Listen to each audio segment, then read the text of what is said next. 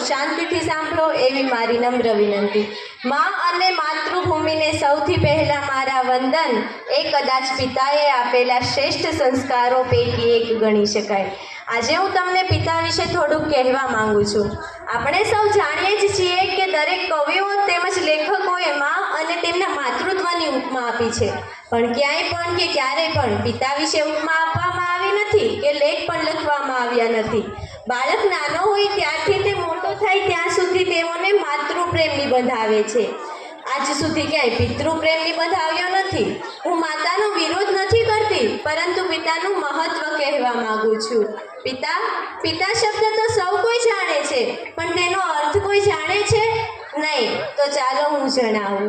પિતા એટલે કે જેમ એક મકાનને ટકાવી રાખવા માટે મજબૂત પાયાની જરૂર પડે, તેવી જ રીતે એક સુંદર પરિવારને ટકાવી રાખવા એક પિતાની જરૂર પડે। પિતાની હાજરી સૂરજ જેવી હોય છે। શું?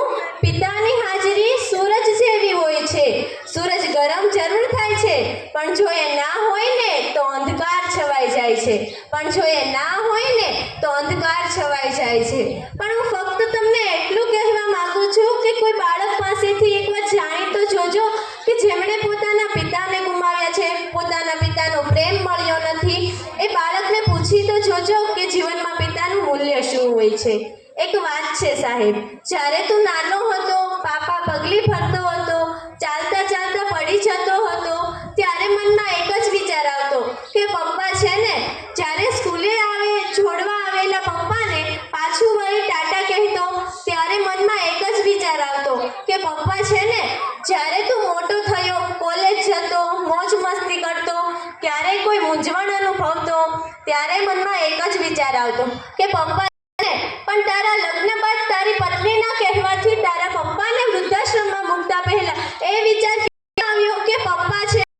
બસ અહીં બેઠેલા તમને મારી એક જ વિનંતી છે કે તમારા પિતાને ક્યારેય વૃદ્ધાશ્રમમાં ના મેકતા, કારણ કે એ છે ને ત્યારે જ તમે છો, તેના વગર તમારું કંઈ અસ્તિત્વ જ નથી। છતાં પણ જો તમારે જાણવું જોઈએ ને કે પિતા વગર તમારું અસ્તિત્વ શું છે, તો એક વખત તમારી શેરીમાં તમારા પપ્પા છોડે આટો મારજો અને એક દિવસ એકલા આટો મારજો। ખબર પડી જ જશે કે જ્યારે તમે એકલા હશો ને, અરે તમને બોલાવવાની વાત તો દૂર રહી, તમારી સામું પણ નહીં જોવે। માં ઘરનું ગૌરવ છે તો પિતા ઘરનું અસ્તિત્વ છે। માં અશ્રુની ધાર છે તો પિતા સંયમ છે। જેવી રીતે માતા 2 સમયનું ભોજન બનાવે છે, તેવી રીતે પિતા જીવનભરના ભોજનની વ્યવસ્થા કરે છે। ક્યારેક આપણે ચાલતા ચાલતા પડી જઈએ કે ઠોકર લાગે ને, ત્યારે મોંમાંથી ઓ માં એમ નીકળી જાય છે, અને ક્યારેક રસ્તો પાર કરતા અચાનક ટ્રક બાજુમાં બ્રેક મારે ને, ત્યારે મોંમાંથી ઓ બા નીકળી જાય છે। જેવી રીતે નાના નાના સંકટોમાંથી માતા યાદ છે ને, તેવી જ રીતે જ્યારે મોટા સંકટો આવે છે ત્યારે પિતા યાદ આવે છે। પણ હું એવું કહું છું કે મને મારા પપ્પા કરતા સાંજ વધારે ગમે છે, કારણ કે પપ્પા તો મારા માટે સારા રમકડા જ લાવે છે, જ્યારે આ સાંજ તો મારા પપ્પાને લઈને આવે છે। પપ્પા એક એવી વ્યક્તિ છે કે જેના પડછાયામાં દીકરીઓ રાજ કરે છે। પિતા એક એવી હસ્તી છે કે જે પગરખાથી પણ દીકરીને પ્રેમ હોય છે। જો માં એક એવી બેંક હોય ને કે જ્યાં આપણે બધા દુઃખ જમા કરાવી શકીએ, તો હું એવું કહું છું કે પિતા એક એવું ક્રેડિટ કાર્ડ છે કે જ્યાં ન હોવા છતાં મને અઢળક ખુશીઓ મળે છે।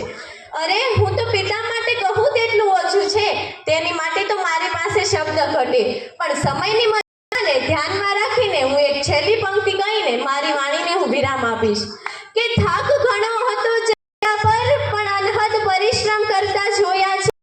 આંખમાં ઊંઘ ઘણી હતી, છતાં પણ ચિંતામાં જાગતા જોયા છે। તકલીફો ચારેય બાજુથી હતી, પણ એકલા હાથે લડતા જોયા છે।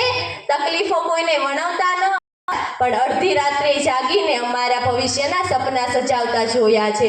પાય પાય ભેગી કરી અમારી ખુશીઓને ખરીદતા જોયા છે, અને એ ખુશીઓ માટે પોતાના શમણાઓને રોલતા જોયા છે। પોતાની પસંદગીને ના પસંદ કરી અમારી પસંદગીને અપનાવતા જોયા છે। વ્યક્તિ એક હતા, વિશેષતા અનેક હતી।